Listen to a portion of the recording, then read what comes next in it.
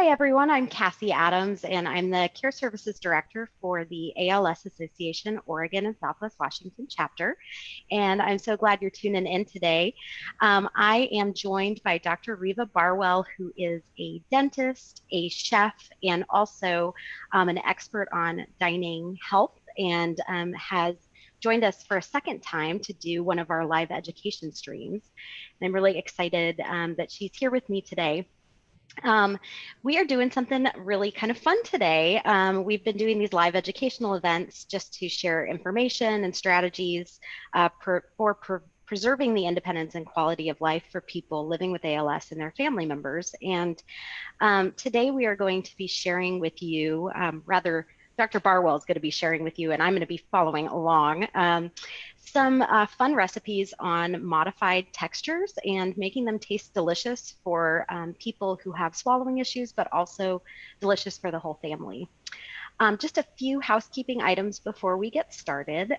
Just a reminder that today's live stream will be recorded, so you can view it anytime that you want or share it. And we are going to be posting that on our YouTube page, and it will be available on our website.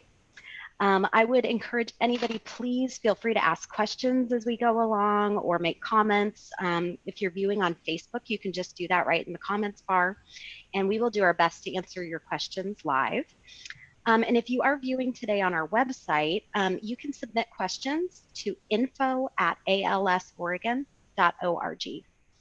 And in just a few minutes, we're going to have a handout that's going to include the recipe and some of the information that Dr. Barwell is going to be sharing in the Facebook chat so that you can follow along and reference that as we go along.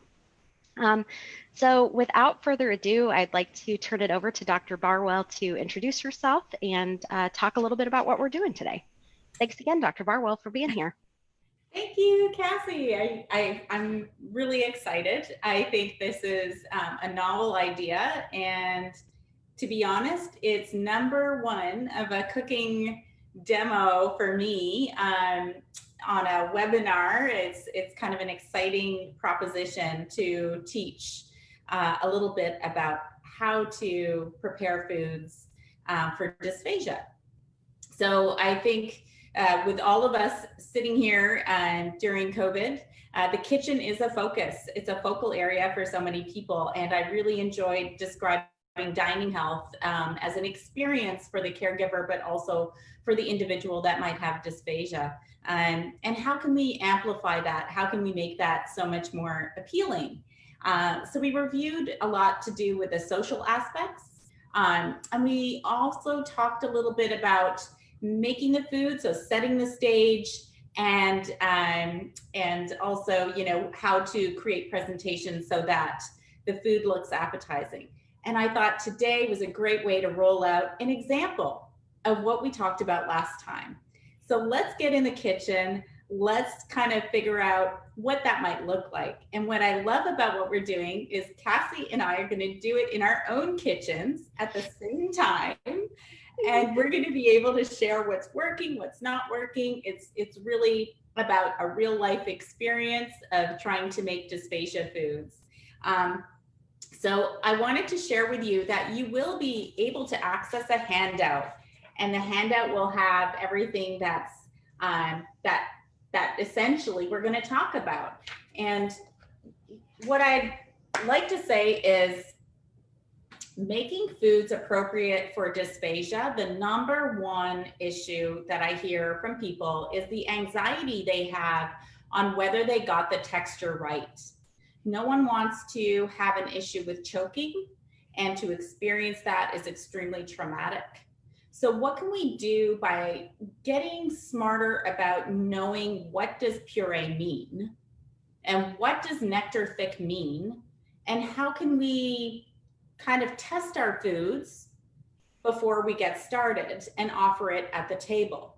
So if we talk about today's menu, what we wanted was a Mexican fiesta. We thought, I don't know about outside of Portland, but I know in Portland, it's been hovering around 80 degrees, 90 degrees, and even topped out. I think it was like at 100 or so. So it's been pretty toasty. And when it gets toasty, we have to stay hydrated. We have to be mindful of the weather outside, and some people don't have air conditioning, so it's really important hydration. But if you have dysphagia, drinking a glass of water can be challenging. You need to use thickeners.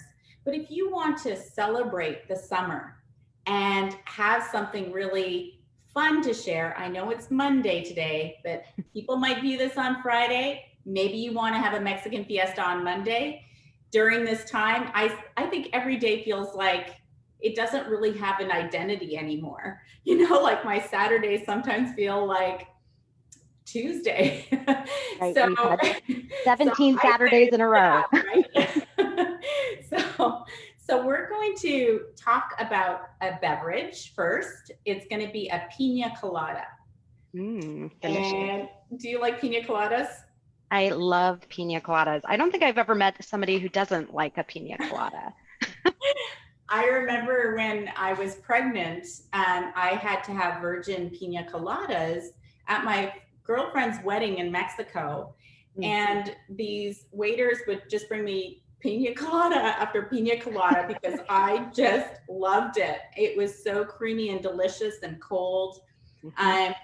I think that the secondary benefit that I want to share with you that you don't really think about when you're on the beach in Mexico is the calories. And here, what we want to talk about is how beneficial the calories are. You know, if you look up pina colada recipes, they're trying to reduce the calories. I'm trying to increase your calories. So when you look at that beverage, we can use coconut cream or we can use coconut milk. Use coconut cream. It has more calories in it. I threw in a banana. It's not traditional. I might get some traditionalists to get a little upset with me, but I'm trying to make this into something that has high nutrition, the right texture, and a great balanced flavor. So those, you know, that is just one pearl that I have. But honestly, one drink, and this kind of gives you a drink and a quarter or a drink and a half, it's 880 calories. Okay, so that's fantastic calorie benefit. There's even some protein in there. So then when you look at the next recipe, we're going to do guacamole. Well, I have some tricks to make your guacamole even more calorie dense than a traditional guacamole. And we have a whopping 836 calories for one bowl of guacamole. I personally can finish an entire bowl myself. I'm just putting that out there. This is going to be exciting because it's going to be food that everyone can enjoy. And yet we have more calorie density, which is so important, right? Well, and I love that, Reva, because, you know, when we had talked about doing this, we had talked about doing recipes that are good for people with dysphagia, but also can be enjoyed by caregivers, by family members, because honestly, I think we know a lot of folks who are making recipes that are separate. You know, okay, now I'm making my dinner, my snack, and then I'm making separate snack, pureed or whatever it might be for the person that I'm supporting. And so this way, everybody can just enjoy the textures of these particular recipes. Absolutely, absolutely. And I wanted to share as an example, if you look at, say, a recipe for a pina colada, okay, the recipes are either on ice, right, or crushed ice is built into it. Well, we all know what happens to ice over time. Ice is a transitional product, and we can talk about that a little bit at the end of the show. But transitional foods go from one state to another state. Well, if you're trying to really balance out your liquid thickness, you don't want something that's constantly changing in there. Yeah. And so I am going to throw out a pearl, the first pearl.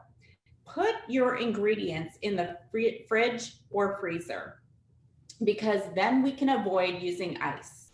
Okay, so right now, if we look at our ingredients, it's coconut cream, pineapple juice. So it's 120 mLs of coconut cream, 120 milliliters of pineapple juice, And if anyone is cringing at the sound of what that is, I'm going to grab it for you. I was going to ask the same thing. I don't know. We could play around with 125 because that's actually a better number for a measuring cup, but it's about 8 tablespoons. Okay. So here's our coconut cream. And we're going to do the same amount of pineapple juice, 120 mLs, but everything's in the fridge for me right now. Now, Reva, while you're pulling that out of the refrigerator, I just want to let everybody know who's viewing right now that the document with the recipe, the nutritional facts, and then also a little bit about the IDDSI test, which we're going to be talking about, is up on the Facebook event page. So folks can download it, take a look at it, and follow along. Perfect. So what we have here is frozen pineapple chunks. Now, this isn't an ad for Trader Joe's, but I'm going to say that it's easy to buy frozen pineapple chunks pre-cut there. And they also have coconut cream. I can see you've got yours right there, right? I have mine. Now, you said it's going to be 8 tablespoons? Yes, 8 tablespoons. Okay. Yeah. And for grins, I'm going to show you that this is coconut milk right here, which is different than coconut cream. And before you open your coconut cream, give it a really solid shake, okay? Because that will help to get that wonderful cream mixed in there, and you'll get the right ratios when you dispense it. So the pineapple juice, again, just get a bottle of it, or you've got a little single serve. That works out great. Give them all a real good shake, and then just dispense out 120 mLs. So the half the banana, okay, you can have, this is a real life experience here. You can try to manage your quantities, but maybe your banana is super huge and maybe it's super small. Like a banana is a banana. So just start out with a half of a medium-sized banana, okay? And the beauty of what I'm going to teach you is you can adjust your recipe to get the right thickness. Oh, that's great to know. We have rum added in there as well as lime juice. And I'll leave it up to you whether you want to put your rum in there today. But it could be a nice way to thin it out if it comes out too thick for you. Now, there is going to be 1 tablespoon of lime juice added in. It's optional, but I'm going to have that on the side. And one thing to note, Cassy, is that citrus, so acidic acid or something that has acid in it, helps the swallow reflex. So a little bit of spice, a little bit of citrus, those 2 components can help someone swallow. Now, you don't want to go overly spicy, and that can be actually irritating. So it is kind of a balance. Of course, we're not going to make a spicy pina colada here. We're going to just go ahead with a little bit of lime juice. Okay, so I'm going to get started here. I'm going to put my banana in. I'm going to put my pineapple and my coconut cream. This pineapple juice has been pre-measured, so in there. If you're watching me, I'm measuring it right as we go along. And then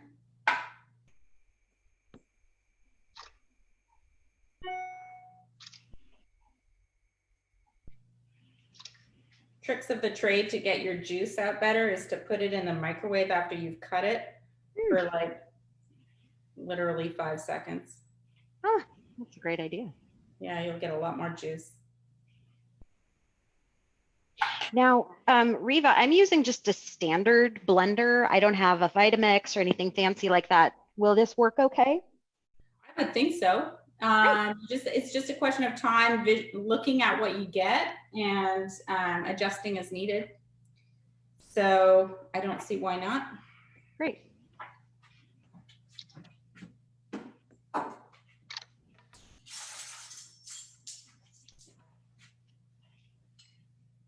And for folks who are following along, just a reminder, you are more than welcome to message in any questions that you have or comments. We'd love to answer those live for you if you have them. Okay, so white rum, I think, is the tradition. I've got light rum. I picked up this rum on Cannon Beach at a distillery in Cannon Beach. I walked in just because I thought it was novel to have a distillery in Cannon Beach, and I walked out with a bottle of rum. Ah, so, they gotcha. Like a bit of a pirate being at the beach and getting my rum. Well, and I'm doing mine without rum, so this should be interesting because we can see how different kind of the texture is or how it turns out.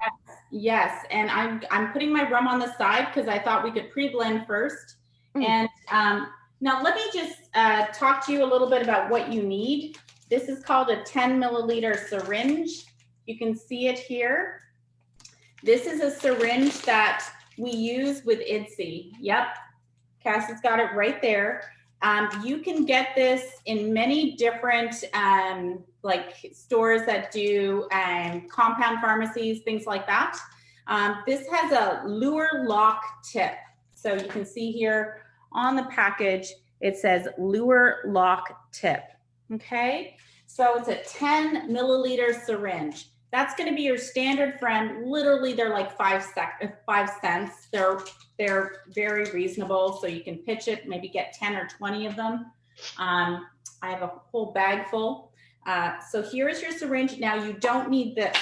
Whoops. And then your syringe drops on the floor. So I'm going to get another one. So we can just pull out the plunger then. Yeah, we don't really need the plunger. Great.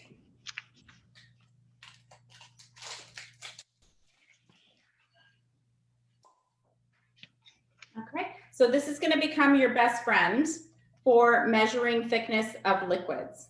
Okay, it's in your handout as well.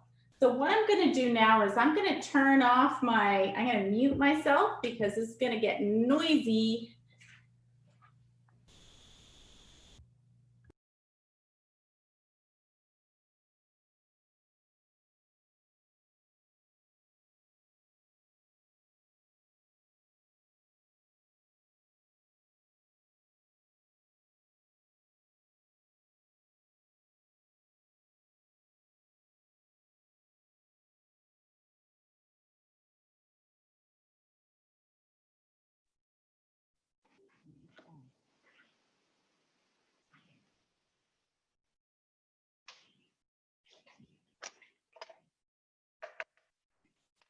Oh my goodness. I wish you all could smell this. It smells amazing. Okay, Reva, don't forget to turn off your mute. All right. So I have here my mix. It feels great. So what we're going to do is we're going to test it because I really don't know from day to day what the changes might be.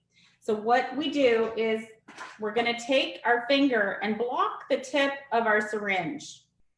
So just use your pinky at the bottom and hold. Well, you're going to want to pour, Cassy. So you want to be able to work with 2 hands. You got it. So, and you want to be able to see the 10, the number 10 and that level. And I would just go over I have a mixing cup here. So I can just pour over my mixing cup because I'm going to drain it into that cup. Here we go.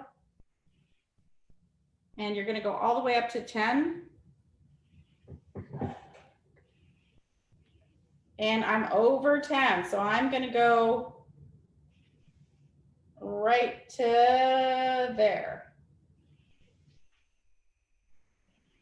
Just a little bit more, right to there. Now what we need right now is a timer. So do you have, if you have a timer, we're gonna set the timer up. It's to 10 seconds, 10 whole seconds for this. So let me just get my timer ready. Okay, and do you have your timer? I've got it, ready to go. Awesome. So I want to make sure, I feel like I'm a little bit above 10 here. So if you're a little bit above, are we just kind of pouring it out slightly, just letting it? Yeah, so what we're gonna do is we're gonna just release our pinky finger from the bottom, okay, when we start our timer. So Okay. here we go, I'm gonna start my timer.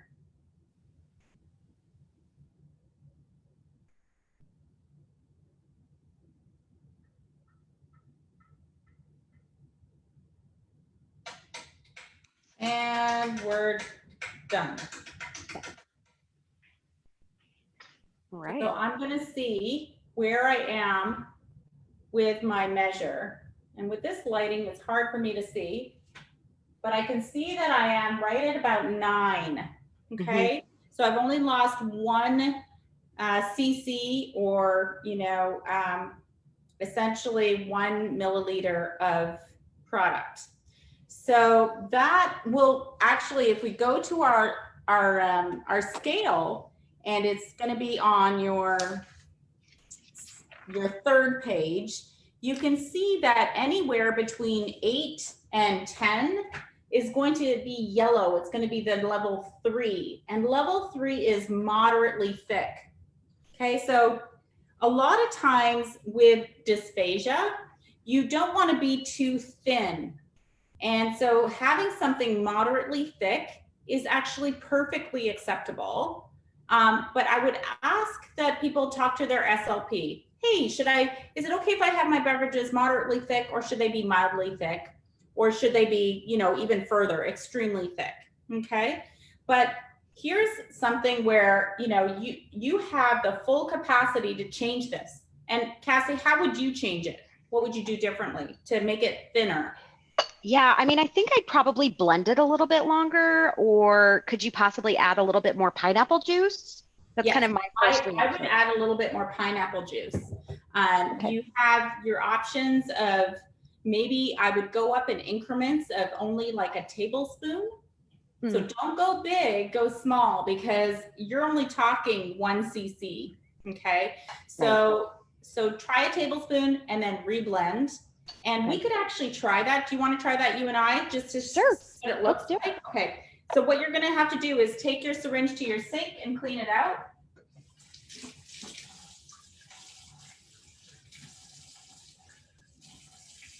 Now, Reva, do you mind just taking a quick second to just talk a little bit about the scale and what IDDSI is? Because I think it's an acronym that's another one of those acronyms with alphabet soup in the medical field. Yes. And, you know, it's certainly, I know, something that's talked a lot about when folks go to clinic and they meet with their speech therapist, and they might make a recommendation about the texture of their diet. But I think the scale might be a little new to some people. So do you mind sharing just a little bit about what it is and Absolutely. So IDDSI, if we kind of go back a few years, there was a big issue with understanding what are different textures when you have dysphagia. So if you went to a nursing home or to a hospital, how they prepared the food and said that it was minced moist or puree wouldn't be the same as another place. So there wasn't a standard scale across not only the US, but across the world. This created for a lot of risk for patients that maybe were thought to be on one form of diet, but that the kitchen staff didn't understand the texture that, say, the SLP was recommending. So there was a disconnect.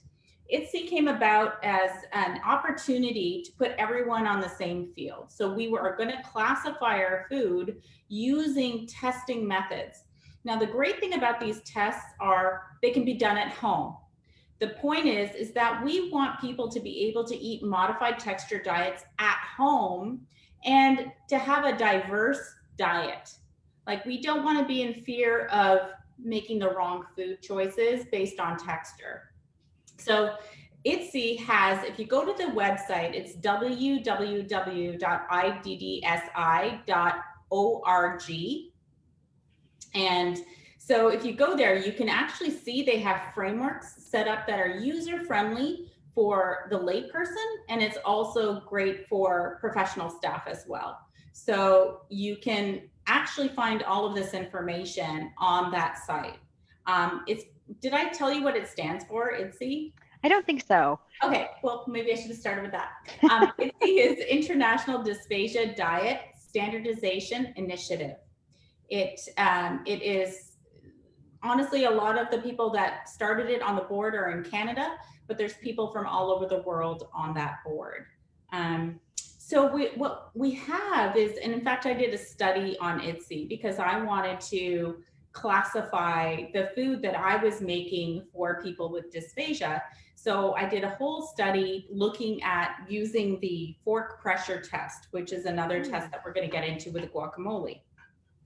Actually, no, we're doing the fork drip test, but there's many different tests in IDDSI. I think the number one for liquids is this one right here. And just being able to feel comfortable using it, I think is going to open the door for a lot of people. So I'm happy to start with a pina colada and just teach how we can use it. And then maybe we can look at other great Mexican beverages or even beyond that to just really healthy beverages. So you can add the pineapple juice and I'm going to add the rum, and let's just see what the difference might be.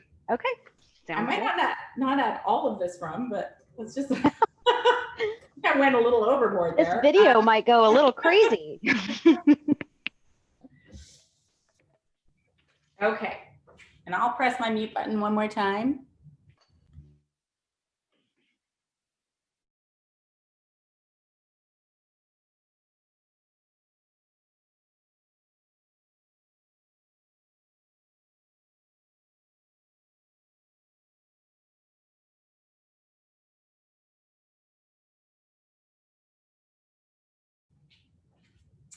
So the other great thing about this this test here is if you look at the tip is actually really narrow. Gosh, it must be, I'm a dentist, so I'm gonna say it's about 2 millimeters wide.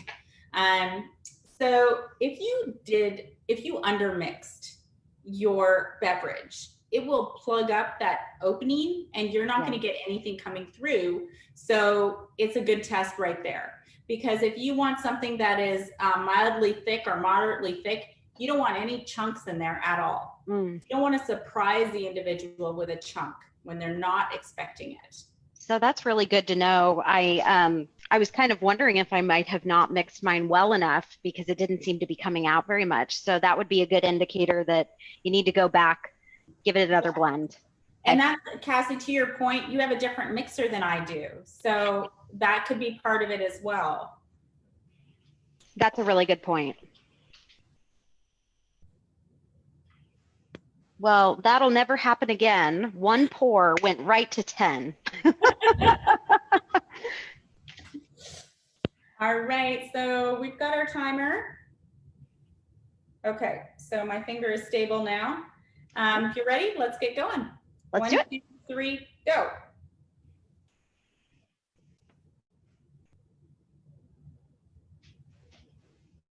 Boy, mine is running. It likes that run. Okay, so right now I am at a solid, again, I have to take it to the light, 7.5. What are you at? Yeah, mine, I'm kind of thinking I might have needed to blend mine a little more. It's kind of getting jammed a little bit. I'm about at a 9 now, and I added a tablespoon of pineapple juice. So yeah, I'm wondering if there might be some chunks in mine. Yeah, I wonder if, did you, can I just see your mix in your? Yeah, I don't know if you can see that very well. It looks like it's got movement to it. It doesn't look too bad. I bet you're right, because your base, my base is square and yours is tapered. I wonder if you just, you know what I mean? Like you might not have as much touching your blade as if you had a squared off base. You just have more surface area near the blade. That is just me trying to be physics and guess. But maybe you double your time. Okay. Yeah. So, yeah. Good. But this is what this tells me is at 7.5, I have now moved myself into the mildly thick. Mildly thick is kind of like what used to be called like nectar thick. So they had different language. So if you think of nectar like an Odwalla, that's a nectar thick. Okay. And the moderately thick is closer to like a honey. Okay, so it's like it pours a little bit differently. Okay, so I think that that's splendid. What I would tell people is get yourself a nice, I don't have a hurricane glass, but I think that this would probably do really well. It is a wonderful glass to pour in. And I think, Cassie, you've got something nice that you can add to your glass, right? I do. I think I'm going to go with a margarita glass.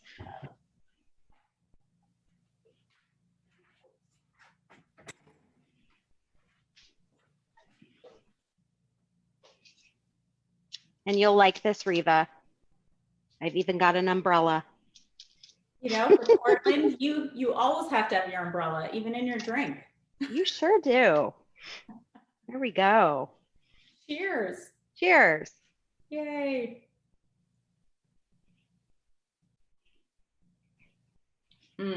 That tastes delicious. That is wonderful. And what I like about this is that I'm getting that banana, which, and it's subtle, but it's really a nice, it just kind of makes it a little more fun and different. Yes, and tropical, right? You've got your pineapple, your coconut, and your banana. I mean, we're very tropical here, so this is great. That is wonderful. I'm loving that. Delish. So now with every beverage, I think, Cassie, comes a snack.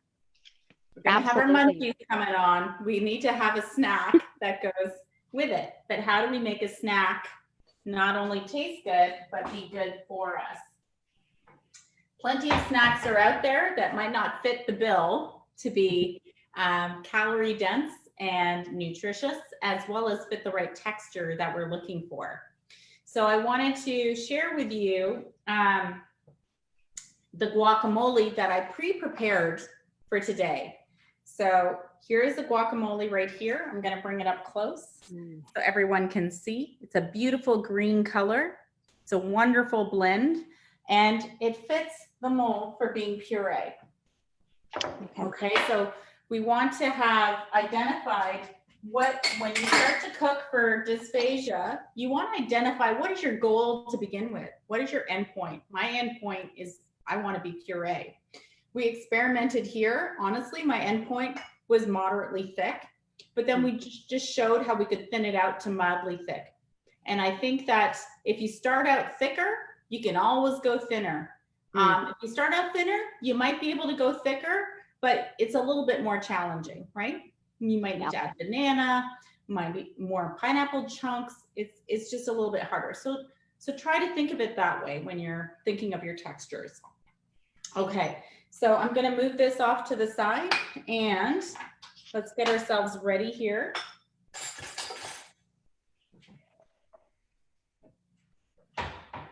All right. So I'm gonna use a different mixer.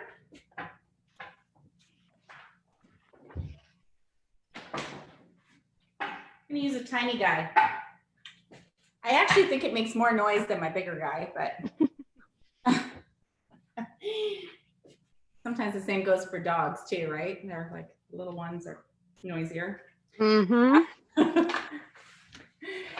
So can people use your handout? You're on page number 4 for your guacamole, and I'm going to tell you a little story about my guacamole if we have a second or two. Yeah, I'd love to hear it. So my guacamole story is, I was in Mexico with my daughter. She was on an exchange where she's in immersion, Spanish immersion, and we were in a town called Merida.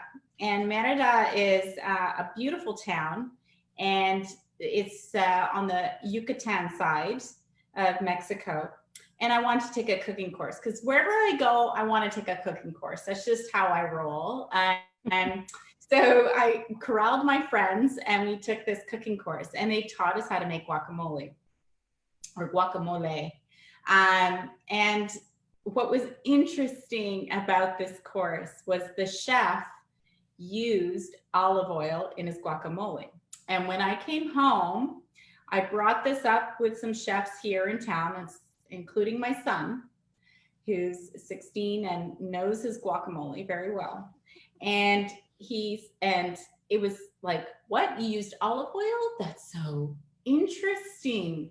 And the reason the chef did was because it created a creamier texture to the guacamole. Now, if we look at it from the standpoint of wanting to get calories, you throw in a little bit of olive oil, and right now our nutrition facts are at 836 calories. If we look at where the calories are coming from, the majority is the avocado and the olive oil. Okay. And I would say the olive oil is winning. Okay. So having that there is great. More fat in the diet is great. We have coconut cream for our pina colada. We have the olive oil and the avocado. And we cannot underestimate the value of these oils, and avocado is a wonderful fruit. It is just not only fulfilling, but it's really great for you. So yeah, go ahead. I love that, because I think, for a lot of folks with ALS, there's a discussion around, okay, trying to add more calories in. And I think that's really hard for so many people. If you're already trying to focus on preparing a meal that's healthy and nutritious and tastes good, and it's difficult to know where you can add in some of those extra calories and fat. I think just like, it's kind of amazing to me, with just a small little bit of olive oil, we can really add that into just even a snack or a full meal. Absolutely. A teaspoon, a tablespoon, it goes a long way. And a lot of discussion points to increase calories are surrounded around getting a liquid supplement, or getting a shake. And what I'm going to try and teach you is you can use what's in your kitchen to improve the protein and the calories of your food. So, I would love to have a separate discussion about protein and how we can improve that in the diet, because there are so many protein powders out there, and a lot of people don't know which one to use or what texture they give their food. But there is tremendous value to understanding that for ALS. In particular. So without further ado, I'm going to do something a little different here, Cassy. Let me just take a look here.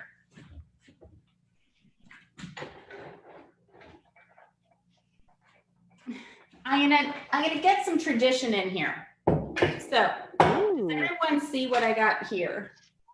This is a pig. Right? It's a pig that it's a mortar and pestle used in Mexico. And it's wonderful to get your traditional guacamole. It would take you a long time to make a dysphagia guacamole in my wonderful pig. But what I wanted to share with you is it creates that sense of history with Mexican food. It's a great thing to put at the table. And there's nothing stopping you making your guacamole and putting it into a nice bowl. Doesn't have to be the pig, but it can be something that is symbolic to you of, your Mexican fiesta. So keep that in mind. But what I want to share is, if you went to the store and you just got regular guacamole, it's going to have tomato in there. It's going to have chunks of avocado. And when you're a traditionalist making guacamole, you don't make it super creamy. Like, you don't make it to this texture. You have bits in it, right? And we don't want bits, right? We want all the flavor without the bits. So I'm going to move my pig to the side, because it's just an example for everyone. I love that, though. It's about making, I think when people think of pureed foods, or they think of modified textures, they often think of like sort of a gray looking blob on a plate or in a bowl. And what I like about that is that you can still make really beautiful looking food, and also think about what kind of bowl you're putting it in, and presentation, because it's so much more appetizing when we're seeing that. Yes. And trust me, when you put it in this and you're at a party, you're creating a Mexican fiesta, and you have your dip in there, everyone's going to want to eat it. Everyone is going to want to eat it. So it becomes accessible to everyone. Now, what I wanted to share with you is what do you have? You have tortilla chips with the dip, and that's tradition as well.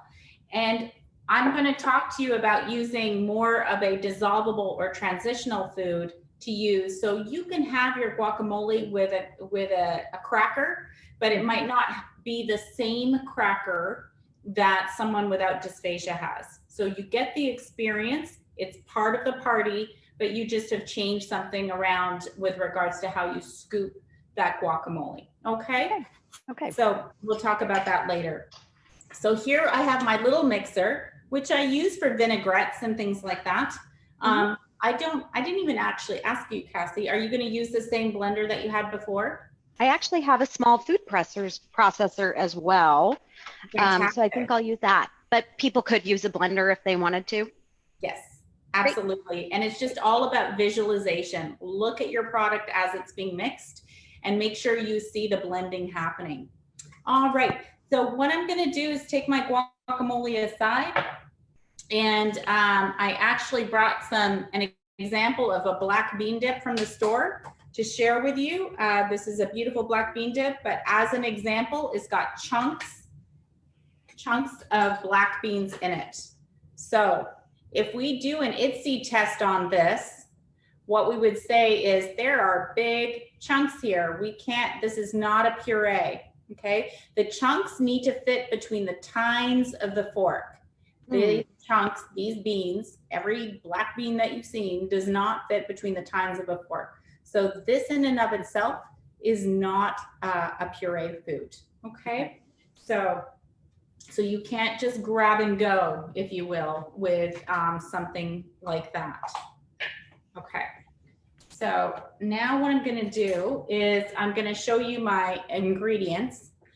So one little twist I put in here, if we look at our ingredients, there's olive oil. I did a 1/4 cup plus 1 tablespoon. I have 1 clove of garlic. It's optional. You don't need garlic, but it's a great flavor. I have 1½ limes worth of juice. I picked 4 green cherry tomatoes from my garden. My tomatoes stay green. They never turn red. So I have green tomatoes. I wouldn't say I have a green thumb. So I had ample. So here's my green tomatoes. You can see them here. And here is 1 giant clove of garlic. I have here my olive oil, which is calculated out that I said 1/4 cup plus 1 tablespoon. And then I have my cilantro, which you can just get. You don't have to pre-chop it because it's going in the blender. That's the beauty. I have some salt and I have my green onions. Okay. Okay. So the other little special little vegetable I put in here is my jalapeno that I put on my barbecue for a few minutes and charred it. Ooh, okay, so you can see here how the skin is charred. This is another optional item. I don't know how everyone feels about that, but it's there because they're delicious. And when you char them, you mellow out the flavor. Okay, so it's kind of a way to make it more approachable. And so without further ado, do you have any other questions before we get started? I don't think so. Are we just mixing everything into our blender? Yeah, so we're gonna go ahead and get everything in there. What we're gonna do first, don't put your avocado in first. Oh, okay. So what we're gonna do is we're gonna create a vinaigrette. This is not typical with guacamole. So we're gonna take our olive oil, we're gonna put it in. I can see some of my olive oil spilt on my plate. So let's hope this is exactly what we need.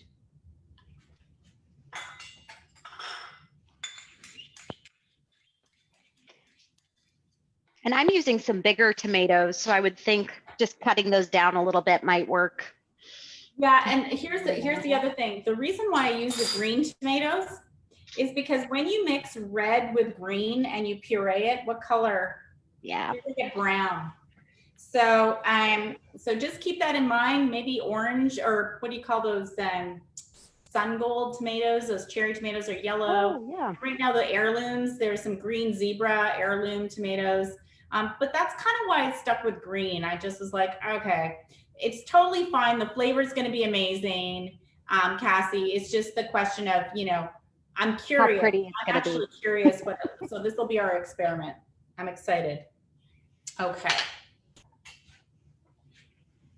So it wasn't because I liked the tartness of the green cherry tomato. It was more the color. Gotcha. But the tartness works out really well for dysphagia, like I said before, a little bit of citrus.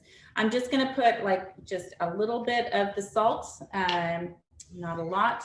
And I've got here the cilantro that we had measured out to 1/4 cup. And I'm gonna grab one of my jalapenos here. And I'm gonna remove the skin off of the jalapeno. It's really easy to remove skin after it's cooled down from the barbecue. It just comes right off. Super easy. You don't want those black bits in there, and skin is, you don't want skin in there. Okay, the other thing you don't want in there are seeds. So I'm gonna go ahead and remove the seeds from my jalapeno.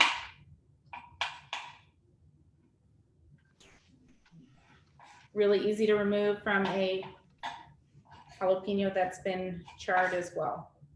Okay, so that goes in there and that goes in there. So I'm gonna get started to make my vinaigrette. Okay, so here I go. I don't think the volume's gonna be too bad. All right, I'll go ahead and mute myself too.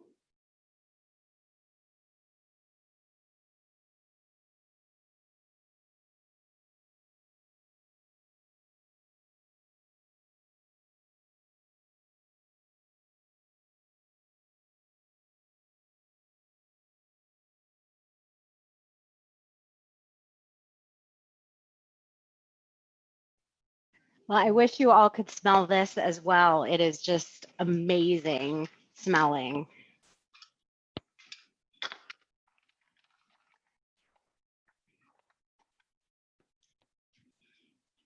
I love this because these are just ingredients that often I have at home, or I know folks are growing in their garden in the summertime, and just so bright and fresh.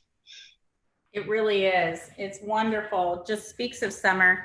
This is the color of mine. It's like a verde, Yeah. and yours is just this beautiful honey orange color, which is going to be so pretty. And if you look at the bits in there, I think that's really important. All of those bits are very fine. Okay, they definitely fit between the tines of a fork. But you could even go a little bit further with your mixing. I think I am. I'm just going to go just a tiny bit more and try to blend that just a little bit.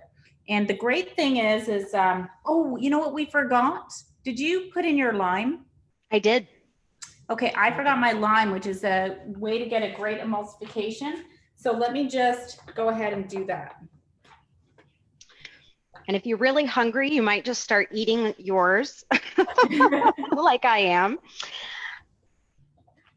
Reva, while you're blending that, you know, one thing I would say that that I think is really important in terms of this conversation about dysphagia and using the IDDSI test at home is really to take, you know, to take some time at your next clinic appointment, if you haven't already, to connect with your, not only your speech therapist, but your dietitian, and really get a sense of what kind of recommendation your speech therapist might be making in terms of swallowing. If you are beginning to experience those swallowing issues, I think it might be useful to get a sense of kind of where you might be at in terms of the scale.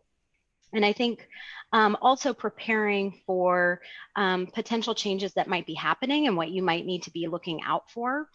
And those are really good questions that speech therapists can talk about and discuss with you. And we'll also include the link to the IDDSI website for all of you in the post, so that you can also take a look at their website and learn a little bit more And then, of course, your dietitian at the ALS clinic is also an incredibly good resource for you to connect with in terms of like your individual nutrients and your individual plan, because ALS or not, we're all different humans and we all need, different, different, nutrients and things in our diet to consider. So I'd suggest, taking some time to do that, and also collecting some of these recipes and ideas along the way. Something that comes up a lot in support groups, for example, are people sharing different smoothie ideas or smoothie recipes. And there's a lot of really great ideas and resources out there that you can check out. If you haven't already taken a look, Reva has included some handouts that she's referencing. One in particular is this really complicated chart, and I'm trying to kind of show you this, although you probably can't see very well, but it has the various different levels that Reva was referring to, with level 7 being regular diet, and then tapering down to soft and bite-sized, minced and moist, pureed, and then liquidized. So a lot of what we're doing today is just kind of looking at some of those different levels and how to kind of make it accessible for you at home as you're cooking and making recipes. All right. So right now, the color is just beautiful now. It's this very light green color. My little flecks in there, which were created mostly from the cilantro and green onion, are quite a bit smaller. So I would say the flecks are now, 2 millimeters. So quite a bit smaller. And what I'm doing now is I'm just setting my board up so that I can cut my avocado. I would recommend that you just go ahead and just give it a little cut and then cut it the other way. This is what I would do to put it into my little pig. So, so it's just a standard operating procedure. And then take the seed out, of course, of your avocado. By the way, if your avocados are unripe, give it a few days before you use it, because unripe avocados will be more difficult for you to get the right consistency, and they don't taste as good.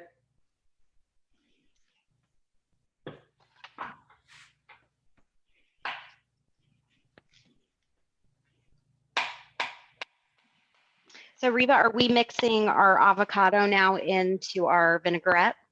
We are. Okay, great.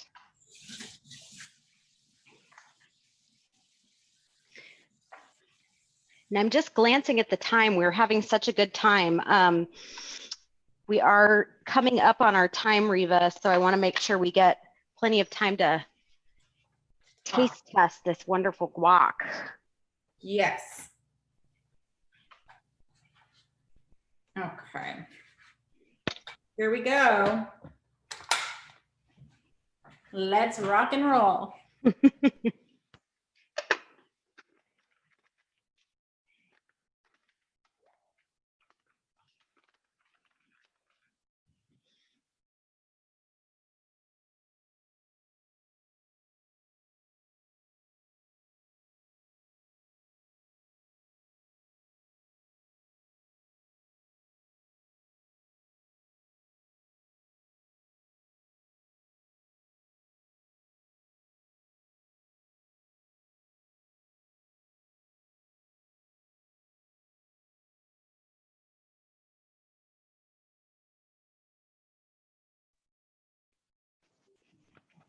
Well, I am just loving how different these colors are for you and I. Yours is such a bright, pretty green. Unfortunately, mine's turned a little bit of an unattractive color, but I'm sure it will still taste just delicious.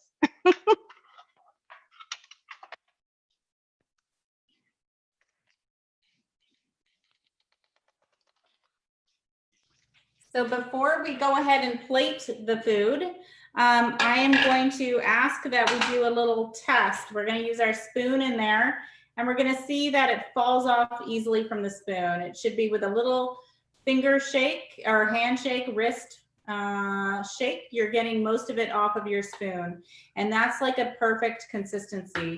The other test that you have is your fork test. You put your fork in, and you can have a few dollops kind of hang off the bottom, and they can drip ever so slowly. In this case, they're not dripping, it's holding, which is totally fine. Okay, so that is a perfect consistency. And then what you can do is, if you want, you can grab your favorite bowl to put it in. And making a slight mess here, but now, Reva, can you remind me which level is our guacamole at right now? this is the puree level 4. Okay. Okay, so nice and safe. If you wanted to have a minced moist, honestly, you could do less of a blend. Okay, so here we have, I wanted to share with you, these are Savory's crackers. They're transitional foods that I created so that you could have the snacking enjoyment. So if you can't have a tortilla chip, you can certainly have this. And you just grab one of these, you can have the guacamole, and you're having that same pleasure. And it disappears in your mouth instantly to puree. So the products that I love about transitional foods, and these Savories are carrot crackers, so they're nutritious. It's made with jicama juice, carrot juice concentrate, real carrot puree, lentils, pulses. It has protein in it, but they dissolve in the mouth instantly. And when you want to have another option, a Cuban black bean dip is something that I created that's shelf stable, and it is a perfect consistency for a puree. So on the outside, it says IDDSI level 4. Maybe you don't just want guacamole. Maybe you want black bean dip with your Mexican fiesta, and you can have that as well. It just is a wonderful accompaniment to your wonderful party. Yes. So cheers, everybody. We had fun. Cassy, I'm speaking for Cassy, but I could tell we were just loving this. This is great. Great time. Thank you, everyone, for your time. Thank you so much, Reva, for coming on. And again, please feel free to share this with folks. This is recorded today, and of course the handout and links to more information about all of this are going to be in your Facebook chat. And I have to tell you, Reva, this is incredible. I have never had such yummy guacamole. So thank you for teaching me and teaching me about IDDSI. This was really, really helpful and informative. My pleasure. My pleasure. I think I love teaching. I used to teach a lot. I taught up at OHSU for several years. And I love, one of these days we'll be in person and in a community setting, and we can all taste this together. The Savories, I just wanted to tell you that if you put a code that says starter pack, you'll get 50% off for you guys. So if you just go to the website savories.com, you can actually get a sampling of your crackers and try them out yourself. Great. Well, thank you so much, Reva. Again, cheers, everyone, and I hope you have a wonderful summer. Cheers, everybody. Feel free to put comments in the comment bar if you want to see any other recipes in the future. We'd love to do that. Thank you. Thanks, everyone. Bye-bye. Bye.